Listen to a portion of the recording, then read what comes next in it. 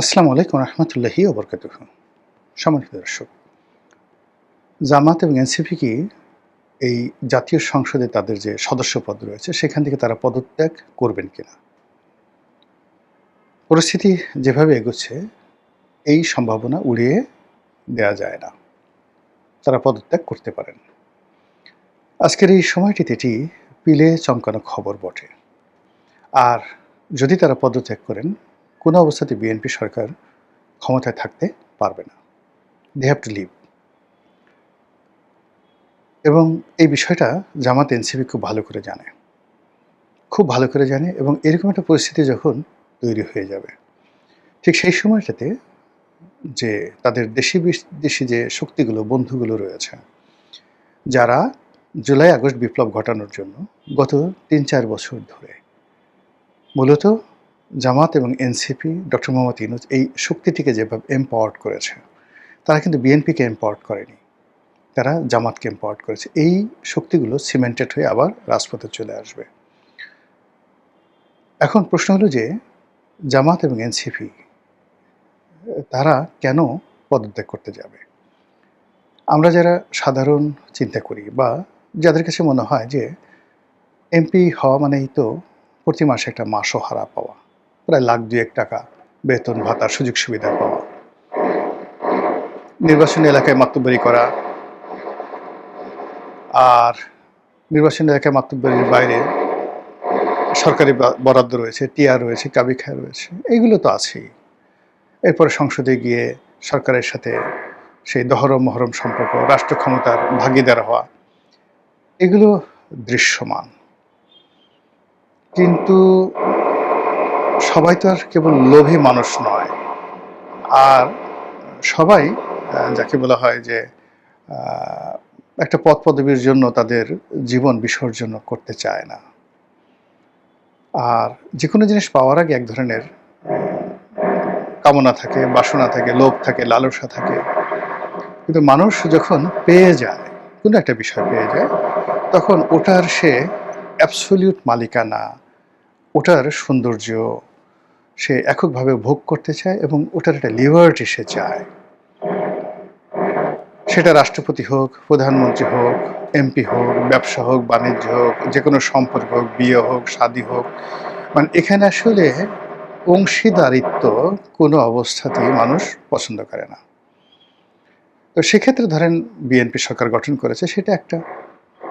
জামাত বিরোধী দল দ্বিতীয় একটা। এখন এই বিরোধী দল হিসেবে তার যে ট্র্যাডিশনাল স্বাভাবিক যে ক্ষমতা থাকা দরকার, সেই ক্ষমতাটা সে চাইতে পারে।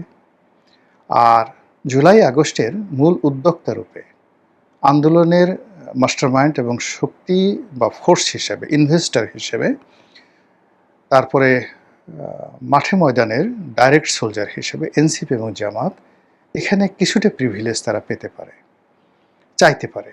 বা বিএনপির সঙ্গে নির্বাচন পূর্ব সময় তাদের যে সমঝোতাগুলো হয়েছে, সেই সমঝোতাগুলো তারা মানে বাস্তবায়ন করার জন্য বিএনপিকে চাপ প্রয়োগ করবে, বিএনপির কাছে সেটা আশা করবে।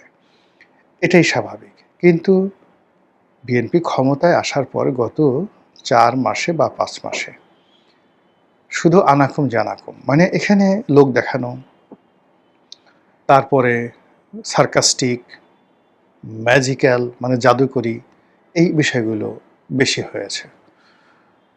জামাতের সভাপতির বাসায় প্রধানমন্ত্রী গেছেন, নাহিদ ইসলামের বাসায় প্রধানমন্ত্রী গেছেন। এটা দেখতে অনেক সুন্দর, মানুষ বাহবা দিয়েছে। কিন্তু নাহিদ ইসলাম এবং জামাতের আমির জানেন যে তারা প্রতিদিন, প্রতি মুহূর্তে কিভাবে বেইজ্জতি হচ্ছেন। উপরে উপরে আপনার মলম লাগিয়ে দিচ্ছে, পিছন দিক থেকে আপনাকে আচ্ছা মতো চাকু মেরে দিচ্ছে। এরকম ঘটনা অহরহ ঘটছে। প্রধানমন্ত্রী তিনি আগে দেখা হলে আগে জামাতের সভাপতিকে সালাম দিচ্ছেন, কিন্তু প্রধানমন্ত্রী যারা জুতো টানেন তারা বলছেন ওটার নাম সুম্মা শফিক, শালাকে ধরো, শালা একটা ভণ্ড, এরকম কথাবার্তা। তখন এটা আসলে মিলে না। প্রধানমন্ত্রী দেখা গেল যে নাহিদ ইসলামকে ওয়াজ তদবির করছে, আর দেখা গেল যে ছাত্রদলের, যুবদলের যারা নেতা রয়েছেন, যাদের সঙ্গে প্রধানমন্ত্রী ভালো সম্পর্ক, তারা অকথ্য ভাষায় নাহিদকে, নাহিদের বাপকে তুলে গালাগাল করছে, বাপমা তুলে গালাগাল করছে। ফলে এই জিনিসগুলো কন্ট্রাস্ট অ্যান্ড কন্ট্রাডিক্ট তৈরি করছে এবং এর ফলে মানসিকভাবে জামাত এবং এনসিপি ভেঙে পড়েছে, নাম্বার 1। নাম্বার 2 হলো তাদের মধ্যে একটা নিদারুণ আতঙ্ক তৈরি হয়েছে। 1 নম্বর আতঙ্ক হলো যে যদি কখনো গণেশ পরিবর্তন হয়, আওয়ামী লীগ, এখানে আমি একটা জিনিস বলে রাখি, যে যাই বলুক না কেন, আমি প্রথম দিন থেকে বলছি আগামী 20 বছরের মধ্যে যে কোনো ফর্মে আওয়ামী লীগ ফিরে আসাটা এটি অসম্ভব একটা বিষয়। শেখ হাসিনা আসতে চাচ্ছেন, তিনি আসবেন বা আসতে পারেন, ওই পর্যন্তই আসবেন। 1 দিনে জমায়েত হবে, 2 দিন জমায়েত হবে, এরপর আপনি আর কাউকে খুঁজে পাবেন না, দেন তাকে জেলে যেতে হবে। এর আগে ধরেন শেখ হাসিনা যেভাবে জনপ্রিয়, খালেদা জিয়া তেমন জনপ্রিয় ছিল, তাকে যেদিন জেলে নেওয়া হলো কি হয়েছে বলেন? গোলাম আজম সাহেবকে জেলে নেওয়া হয়েছে, কি হয়েছে? সাইদি সাহেবকে জেলে সে পচে গলে মরে গেছে, তার লাশটা ঠিকমতো দাফন করতে দেওয়া হয়নি, তার কবরের সামনে গিয়ে গিয়ে মানে কেউ গিয়ে সেই কবর জিয়ারত করবে সেই সুযোগটা দেওয়া হয় না। সালাউদ্দিন কাদের চৌধুরীর কবর তছনছ করে দেওয়া হয়েছে, গিয়ে কী করতে পেরেছে? কিচ্ছু হয়নি। এগুলো রাষ্ট্র ক্ষমতা একটা বিরাট ব্যাপার। তো যেটা হবে সেটা হলো এই অন্তর্দ্বন্দ্ব অন্তর্কলহের কারণে তৃতীয় কোনো পক্ষ ক্ষমতা চলে আসবে। সেটা মিশরের সিসির মতো হতে পারে, কিংবা পাকিস্তানের পারভেজ মোশাররফ হতে পারে, কিংবা আসিম মুনিরের মতো হতে পারে, কিংবা ধরুন এখন অপ্রত্যাশিতভাবে ইমরান খান চলে যাওয়ার পরে যেভাবে সেই নওয়াজ শরীফের ভাই শেহবাজ শরীফ এলেন এবং পাকিস্তান পিপলস পার্টির সমর্থন নিয়ে ক্ষমতা দখল করলেন, এটা মানে কোনো রাজনৈতিক ডিকশনারিতে পড়ে না।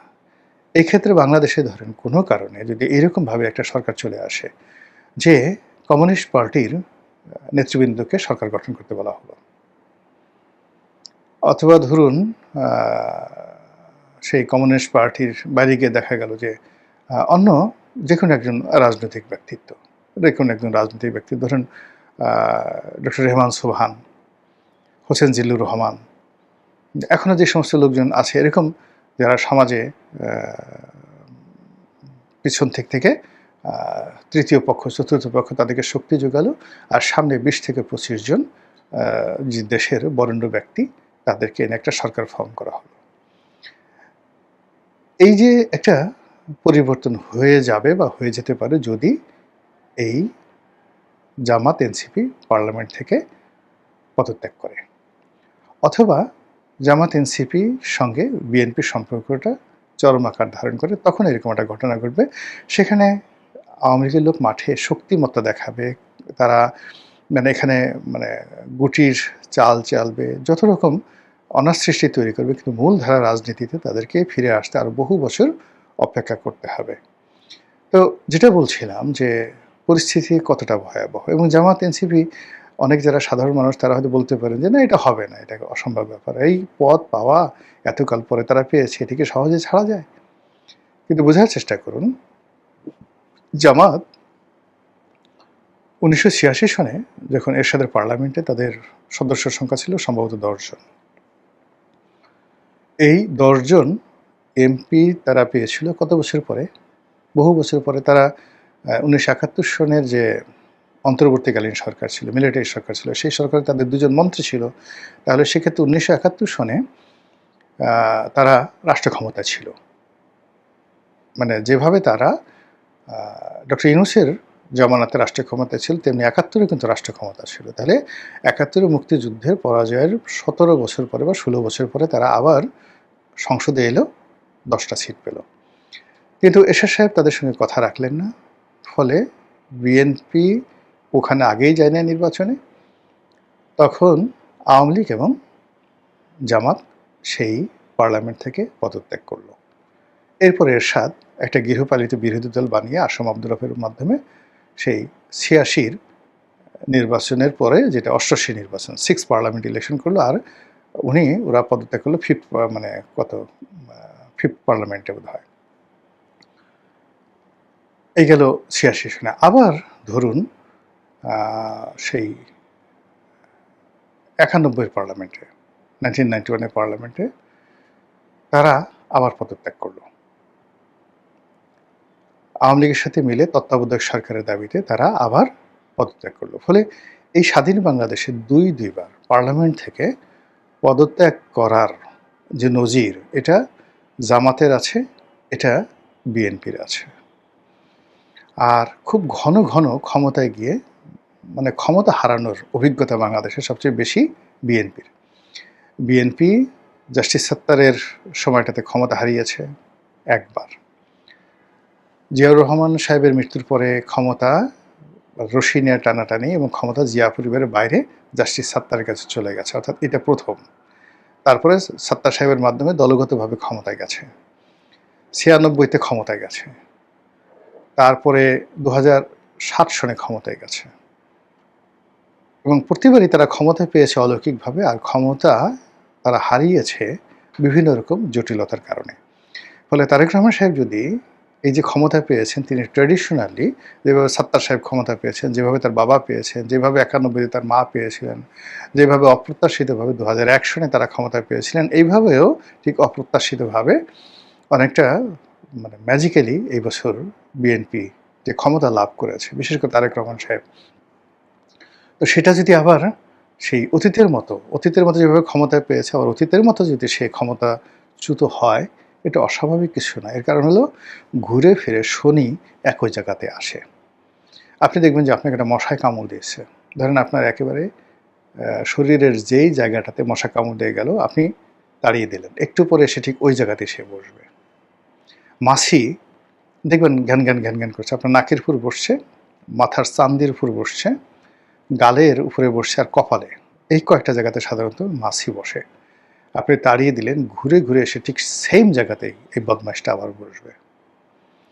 এমনি মানুষের জীবনে যে সফলতা, ঘুরে ফিরে একইভাবে এক একজনের জীবনে সফলতা আসবে। কোনো মানুষ দেখবেন সে জন্মই হয়েছে তার রাজা হিসেবে, কোনো মানুষের জন্মই হয়েছে তার নাপিত হিসেবে, মেথর হিসেবে।